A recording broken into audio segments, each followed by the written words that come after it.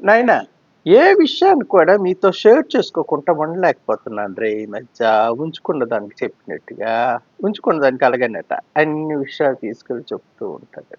అలాగే నేను కూడా అలవాటైపోయాను. ఏ విషయమైనా మీతో షేర్ చేసుకొని కొంచెం నవ్విద్దామని ప్రయత్నం చేస్తాను. అందులో నిజాలే ఉంటాయి. అబద్ధాలేమి కాదు. నా మాట తీరులో కొంచెం ఏదైనా నవ్వించే గుణం ఉంటే ఉండవచ్చును గాక. దాని గురించి కాదు. ఈ విషయాన్ని మీకు చెప్పాలని వచ్చాననమాట. నాకు భగవంతుడు ఒకటి రోగాన్ని ఇచ్చాడు. ఉండుండి భయమేస్తది. దాన్నని యాంగ్జైటీ అని అంటారట. సరే. ఇది ఎప్పటి నుంచో ఉందో, ఎప్పుడు ఎలాగొచ్చిందో ఏటో ఇంత ఆహ్, ఎంతెంత సంఘటనలు చూసిన చెలించని నాకు ఈ మాయదారి రోగం ఏదొచ్చిందో వచ్చింది. ఉండుండి ఏదో తనకి తానుగానే చిన్న ఫియర్ లాగా వచ్చేస్తది. భయంలాగా వచ్చేస్తది. సరే. భయంలాగా వచ్చినప్పుడు డాక్టర్ దగ్గరికెళ్ళడం సహజం కదా! ఎళ్ళాను. హ్మ్. ఎళ్తే డాక్టర్ అడిగారు, "ఎలాగుంది?" అన్నారు. ఈ నెల రోజుల్లోనే 1 ఆర్ 2 టైమ్స్ చిన్న ఫియర్‌లా వచ్చింది కొన్ని సెకండ్స్ పాటు అని చెప్పాను నేను. చెప్తే "ఎందుకు జడుస్తున్నారు?" అని అడిగారు.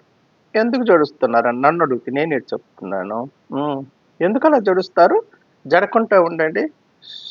హ్మ్. స్ట్రెంగ్త్‌గా, గట్టిగా, దృఢంగా, నిశ్చయంగా ఆయన హ్మ్. అర్థాలొచ్చినట్టుగా మాట్లాడి, మీరు జడవడానికి ప్రయత్నం చేయకండి. జడుపు మీరొచ్చినా సరే జడవకుండా ఉండడానికి ప్రయత్నం చేయండి అన్నారు. అలా అనేస్తారు బాగానే ఉంది. మరి ఆ మెదడుకిని, ఈ నరాలకు ఏటో సంబంధం నాకు తెలీదు కానీ, ఉండుండి చిన్న భయంలాగా వస్తుంది కదా! అని చెప్తే వాళ్ళు మందులు రాసిచ్చారు. మరొక 2 నెలలకో, 3 నెలలకో రండి. ఈ మందులు వాడండి అన్నారు. ఆ మందులు కూడా మరి ఇంకేటి లేదు నాయనా. నైటు తొంగబెట్టడానికి ఒక మందు, ఒక టాబ్లెట్ ఇస్తారనమాట. పడుకుంటే ఈ భయం అనేది ఉండదని ఏటో మరి నాకు అర్థం కాదు. ఒక యాంగ్జైటీకి పడుకోవడానికే ఇచ్చారు. ఇదంతా బాగుంది. తర్వాత ఆవిడ ఏం చెప్పింది తెలుసా డాక్టరమ్మ, మీరు యోగా, మెడిటేషను చేసుకుంటుండు ఉండండి అన్నది. యోగా, మెడిటేషన్ చేసుకుంటే ఈ భయం అనేది రాదు, యాంగ్జైటీ అనేది రాదు అంటే మరి మీ దగ్గరికి ఎందుకు మేము రావాలా? ఆ తొంగోబెట్టడానికా? మీరిచ్చే మాత్రలు. హ్మ్. నిద్రపుచ్చడానికి మీరిచ్చే మాత్రల కోసమే మీ దగ్గరికి రావాలి. యోగాను, మెడిటేషన్ అంటే మరి ఇంటి దగ్గరే చేసుకోవచ్చు. సొంతంగా వస్తే చేసుకుంటారు. లేదా ఎక్కడ సెంటర్‌లు గట్టా ఎవరైనా నేర్పినోళ్ళుంటే ఆళ్ళ దగ్గరికెళ్ళి చేసుకుంటారు. హ్మ్. అంటే యోగా, మెడిటేషన్ వల్ల యాంగ్జైటీ తగ్గుతుంది అని ఆవిడ నోటితోనే డాక్టర్ అమ్మగారు చెప్పారు. అలాటప్పుడు వాళ్ళిచ్చే మెడిసిన్ దేని మీద పనిచేస్తదనేది నాకు అర్థమైపోయింది. తొంగబెట్టడానికే ఆళ్ళిచ్చిన మెడిసిన్ తప్పిస్తే, ఈ ఉండుండి వచ్చే భయాన్ని తగ్గించుకోవాలంటే యోగా, మెడిటేషన్ ద్వారే అది సాధ్యమవుతది అని కూడా మాటల ద్వారా తెలిసింది. దీని మూలంగా నాకు తెలిసింది మీతోని షేర్ చేసుకోవాలి. యాంగ్జైటీ అంటే భయము, అది తగ్గాలి అంటే డాక్టర్ దగ్గరికెళ్ళాలి.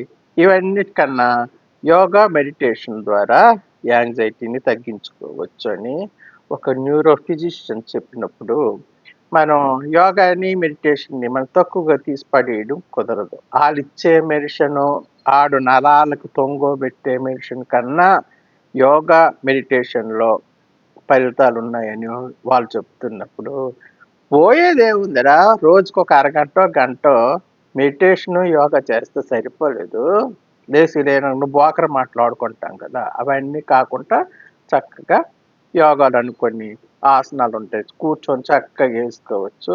కళ్ళు మూసుకొని అలా ప్రశాంతంగా అదే తపస్సు, మెడిటేషను ఇది.